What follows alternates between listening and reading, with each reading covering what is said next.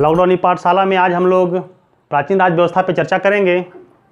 पिछले क्लास में हम लोगों ने भाग 1 के तहत शासकों के चयन पर चर्चा हम लोगों ने किया था और हम लोगों ने उसमें देखा था कि प्राचीन काल में शासकों का चयन किस प्रकार होता है और आधुनिक समय में शासकों का चयन किस प्रकार होता है। चलिए आज हम लोग चलते हैं अपने टॉपिक पे। हमारा आज का टॉपिक होगा सामाजिक एवं सांस्कृतिक जीवन पर चर्चा एवं आर्थिक व्यवस्था पर भी हम लोग चर्चा करेंगे। बच्चों, प्राचीन समय में अर्थात उत्तर वैदिक काल के समय में जो 600 से लेकर 1000 ईस्वी का इसका पीरियड माना जाता है, 1000 BC से लेकर 600 BC तक, इस काल को उत्तर वैदिक काल के नाम से हम लोग जानते हैं। उस काल में प्रशासनिक व्यवस्था पर चर्चा हम लोग पिछले क्लास में किया था। आज हम लोग सामाजिक और सांस्कृतिक जीवन पर चर्चा करेंगे। बच्चों, हम यहाँ देखते हैं कि सामाजिक जीवन उस समय वर्ण आधारित था, परंतु ऋग्वेद काल में वर्ण कर्म के आधार पर था। जो जिस काम को करता था वह उसका वर्ण होता था, परंतु यहाँ आते आते यह वर्ण जो है जन्म आधारित हो गया। यह मुख्य पॉइंट है कि जो हम ऋग्वैदिक काल में देख रहे थे कि वर्ण जो है कर्म आधारित था, लेकिन यहाँ पे यह वर्ण क्या हो गया? जन्म आधारित हो गया। अर्थात जन्म से आपका वर्ण तय हो जाएगा। वर्णों की संख्या 4 थे, जिसकी हम लोगों ने पिछले क्लास में चर्चा किया था, ब्राह्मण, क्षत्रिय, वैश्य और शूद्र। तो इस पर हम लोग आज चर्चा नहीं करेंगे। हम लोग आज चलेंगे आश्रम पर चर्चा करेंगे।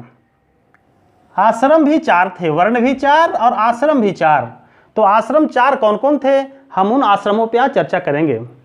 बच्चों, आश्रम में पहला में जो है सबसे पहला एक ब्रह्मचर्य आश्रम, दूसरा गृहस्थ आश्रम, तीसरा वानप्रस्थ और चौथा संन्यास आश्रम। ये 4 आश्रम वैदिक काल में बनाए गए थे जीवन को जीने के लिए।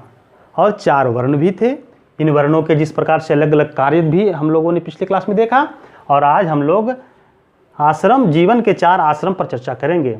ब्रह्मचर्य वैदिक काल में पूरे जीवन को 100 वर्षों को माना। ये एक व्यक्ति का संपूर्ण जीवन 100 वर्षों को होता है और उसको उन्होंने 4 भागों में डिवाइड किया। डिवाइड करने के बाद पहले भाग को ब्रह्मचर्य रखा गया नाम, जो 0 से 25 वर्ष की आयु तक के लिए था। इसमें कहा गया कि आप 25 वर्ष की अवस्था तक ज्ञान की प्राप्ति करो और ज्ञान की प्राप्ति करने के उपरांत ही आप अगले जीवन में प्रवेश करना है। क्योंकि जब तक व्यक्ति ज्ञानवान नहीं होगा तब तक वह समाज का सही ढंग से अंग नहीं बन पाएगा और समाज का सही इस्तेमाल वह नहीं कर पाएगा। तो 0 से 25 साल तक ज्ञान की प्राप्ति के लिए ब्रह्मचर्य आश्रम समाप्ति होने के बाद आपका 25 से 50 वर्ष तक गृहस्थ आश्रम की श्रेणी में रखा गया था। इसमें कहा गया कि आप सामाजिक कार्य कीजिए, कर्म कीजिए, काम कीजिए, कर्म कीजिए और अपने पारिवारिक जीवन को जी लीजिए, पारिवारिक उत्तरदायित्व का आप वहन कीजिए।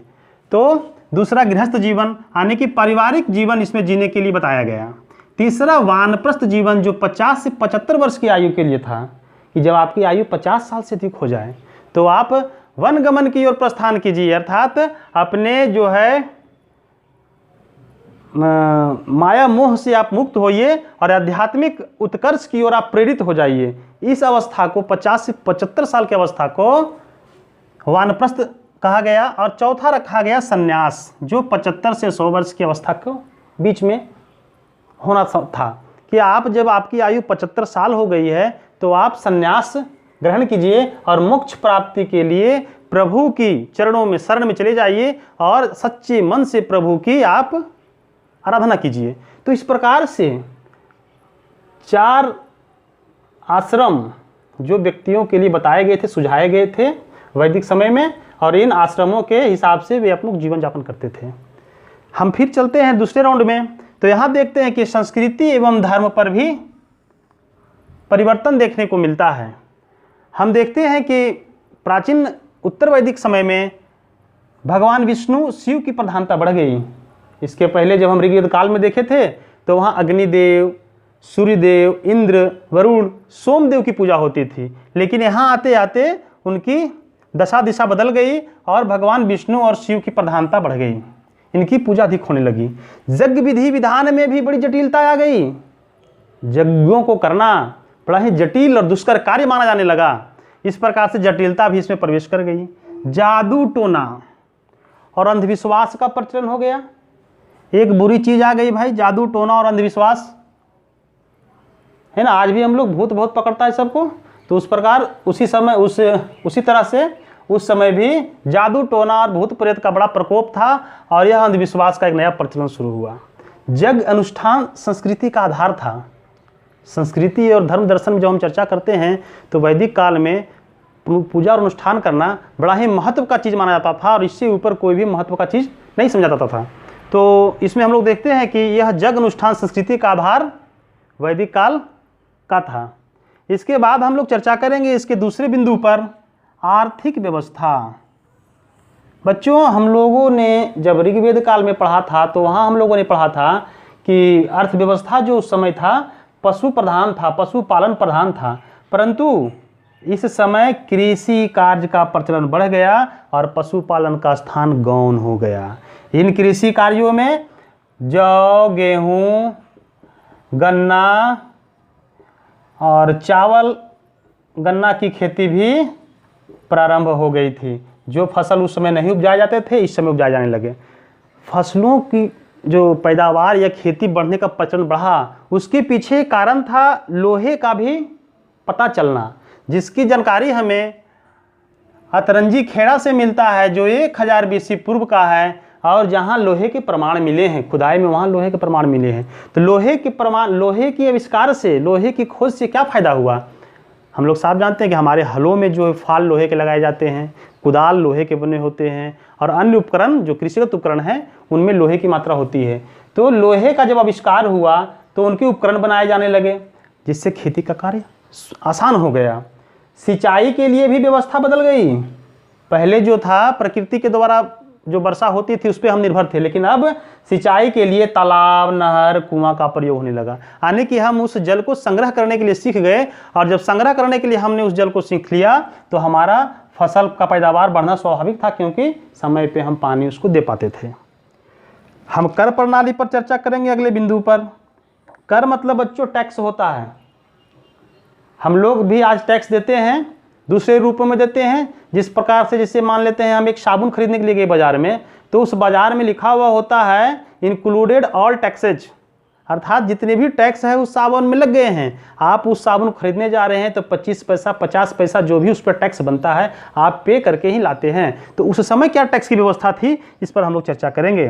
तो बच्चों, उस समय टैक्स का जो व्यवस्था था वह उपज का 1/6 भाग, आप जितनी उपज करते हैं अनाज उसका 6ठा हिस्सा राजा को टैक्स के रूप में दे दिया जाता था, ताकि उस टैक्स से वह शासन के कार्य कर सकें।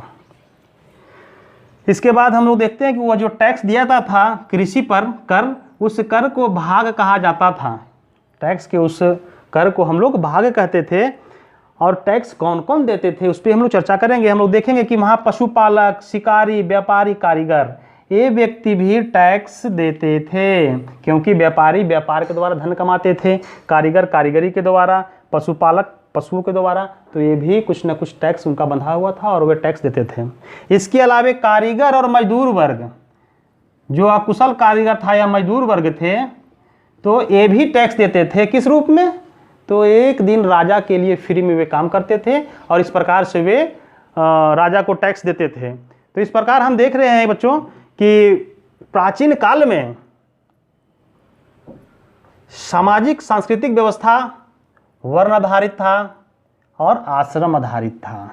वर्ण और आश्रम में हम लोग अंतर समझ लेंगे बढ़िया से, चूंकि हम लोग पिछले क्लास में भी इस पर चर्चा कर चुके हैं। फिर उनके सांस्कृतिक जीवन पर हम लोगों ने चर्चा किया, आर्थिक जीवन पर भी चर्चा किया कि उनकी अर्थव्यवस्था की क्या तरीके थे, कैसे वे धनोपार्जन करते थे और किस प्रकार से अपना जीवन यापन व्यतीत करते थे। इस प्रकार से हम लोगों ने भाग 2 में आज इन टॉपिक पर चर्चा किया।